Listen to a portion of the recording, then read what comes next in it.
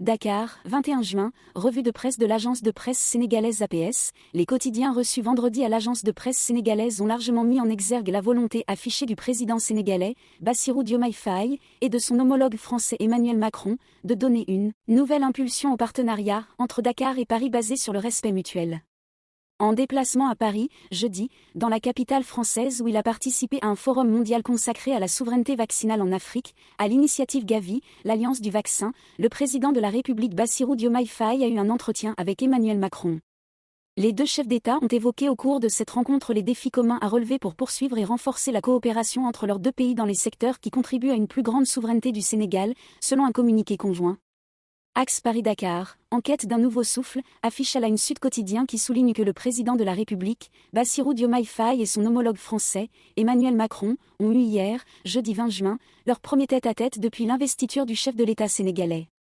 Sud souligne qu'à l'issue de cette rencontre tenue en marge du Forum mondial pour l'innovation et la souveraineté vaccinale organisé à Paris, les chefs d'État ont exprimé leur volonté commune de donner une nouvelle impulsion au partenariat entre le Sénégal et la France. Entre le Sénégal et la France, va-t-on vers un New Deal, s'interroge Walf Quotidien.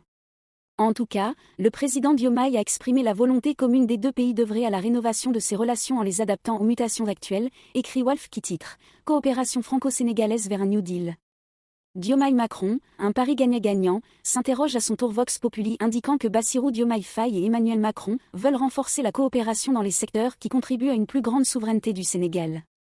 L'Observateur évoque également les bases d'un nouveau partenariat. Les deux chefs d'État ont exprimé leur volonté commune de donner une nouvelle impulsion au partenariat entre le Sénégal et la France, fondé sur un respect mutuel, un équilibre au service des intérêts réciproques des deux peuples, écrit l'Obs. Selon le quotidien, Macron et Diomaye se jaugent.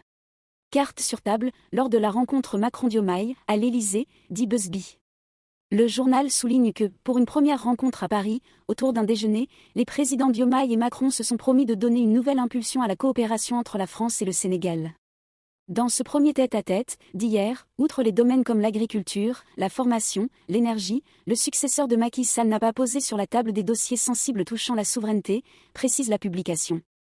Le Soleil met en exergue le plaidoyer du chef de l'État pour la production de vaccins en Afrique.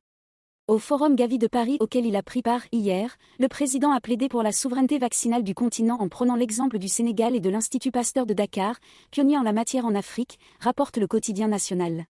Dans son allocution à l'ouverture du Forum Gavi de Paris, le président de la République, Bassirou Diomaye Faye, a fait une brillante plaidoirie pour la souveraineté vaccinale du continent africain.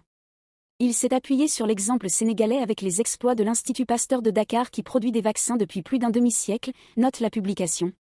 Le quotidien la syndique aussi qu'au Forum mondial pour la souveraineté et l'innovation vaccinale organisé par l'Alliance du vaccin, Gavi, en collaboration avec l'Union africaine, le président Bassirou Diomaye Faye a exposé devant les partenaires internationaux l'ambitieux programme du Sénégal en matière de souveraineté vaccinale avec 150 milliards pour l'industrie pharmaceutique et une production annuelle de 3 millions de doses de vaccins. Abonne-toi. Pour plus de vidéos,